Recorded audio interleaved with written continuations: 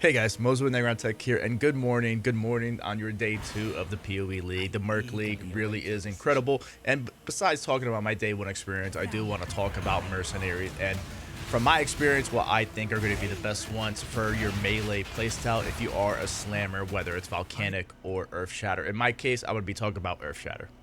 So what mercenaries are there? Mercenaries are separated into classes, and the classes are separated into attributes. They could be any combination of attributes: pure strength, pure dex, pure int, combination of 2, or a combination of all 3, and that's how they make up the classes.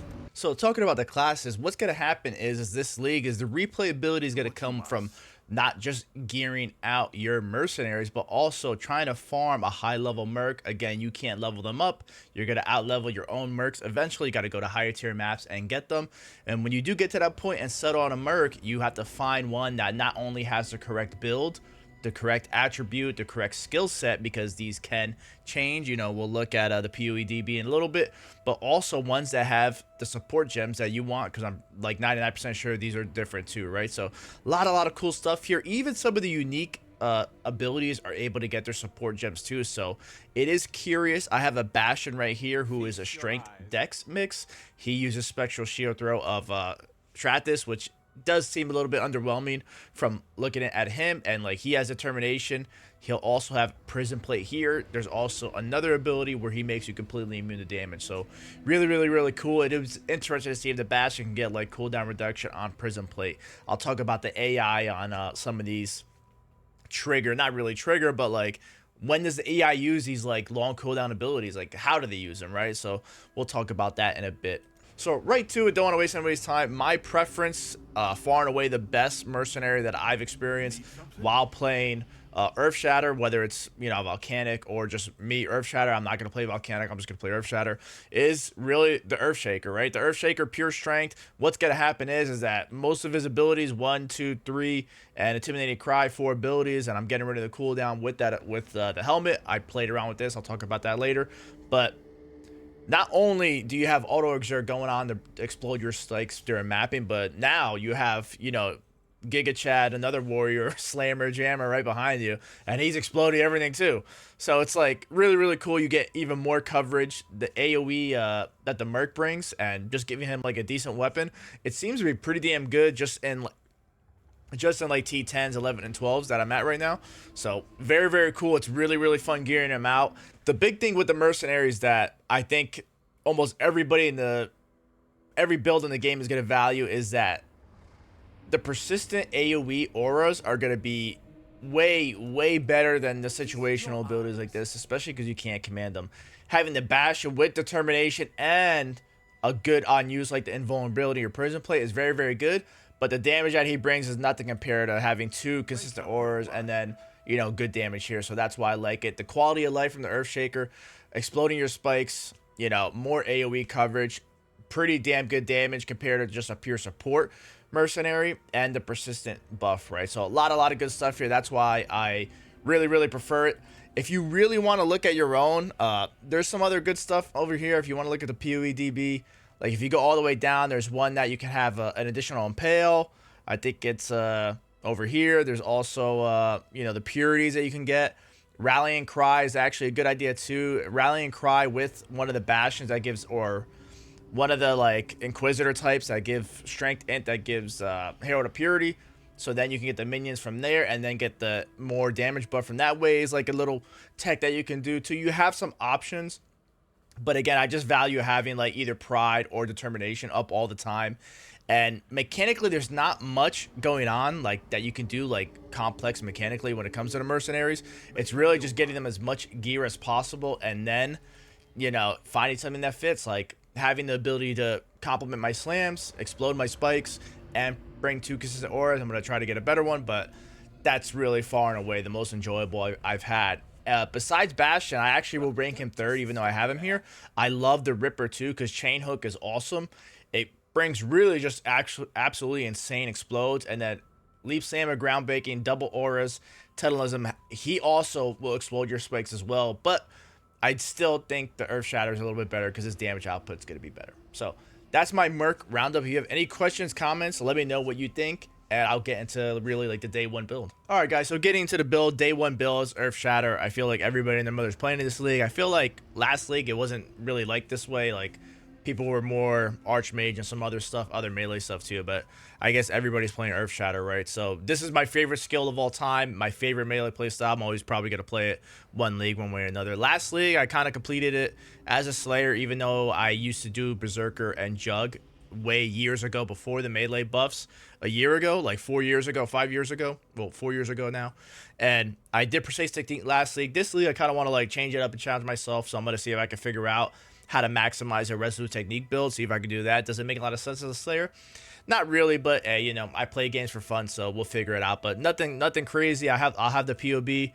I have no configuration at all, just because like I'm just leveling and stuff like that, still figuring it out.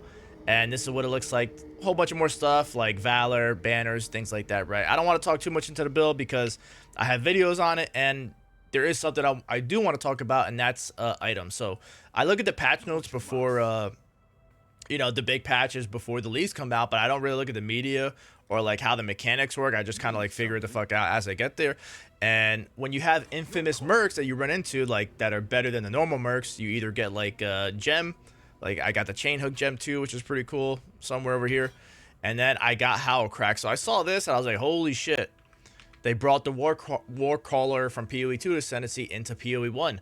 Non-instant Warcries, ignore their cooldown when used. What does that mean? That means you could just spam your Warcries, right? And my health is going down. Why is my health going down? Do I not have the mastery? That's weird.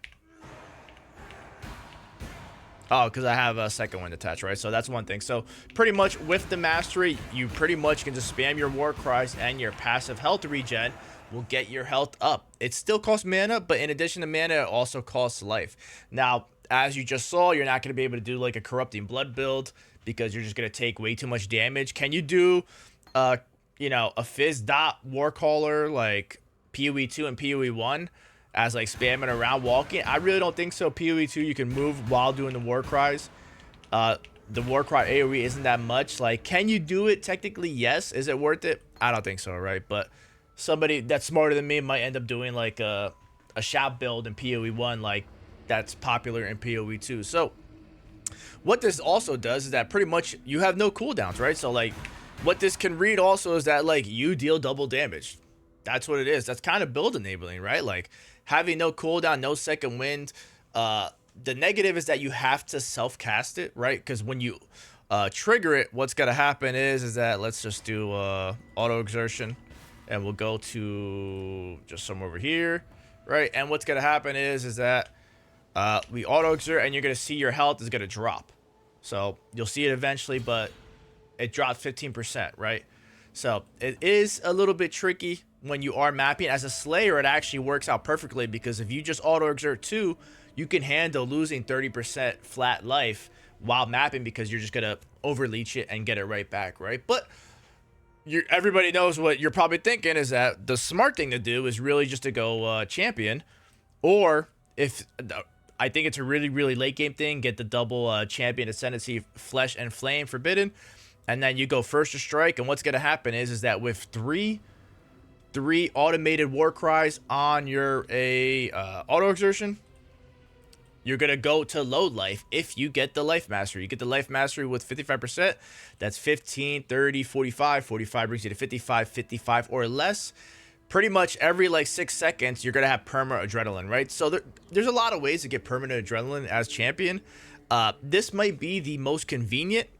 Honestly, if I knew I was going to like get this drop, I might have tried it just to like test it out, but I'm kind of like too lazy, and my wife is 7 months pregnant, so I don't really have a lot of time to play.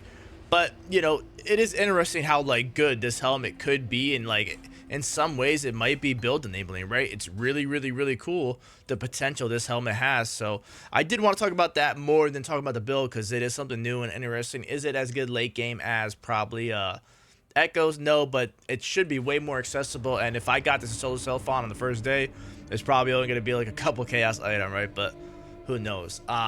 With that, I do want to talk about Bastion close out. I do have a clip. When it comes to the AI and why I keep saying the persistent auras are probably going to be better, is that the prison plate, the really the frenzy charges from some of the other decks guys, the steel skin that they cast on you, the barrier, the immunity that they cast on you. There doesn't seem to be a lot of logic. Like in 2 hours that I was playing and mapping, like trying to go fast with him, there was only one time where I was like purposely try to stand in like a ground electrical field, as you'll see, and he cast it like after I took damage, even though I really didn't take damage. And as good as like armor applying to elemental damage, like when you need it, it doesn't feel like it's triggering. So like I don't know what the AI like trigger is for that. Like, do they just use it on cooldown? If they do, it's a long ass cooldown. But in 2 hours, I've only felt one time that I was like, oh wow, he used that appropriately, even though I still took no damage before it happened. But that's pretty much it. Most of the tech here. Again, don't want to waste anybody's time. Long video. I don't care if you like or subscribe. Just hope I can help a few people. Have a good one, guys.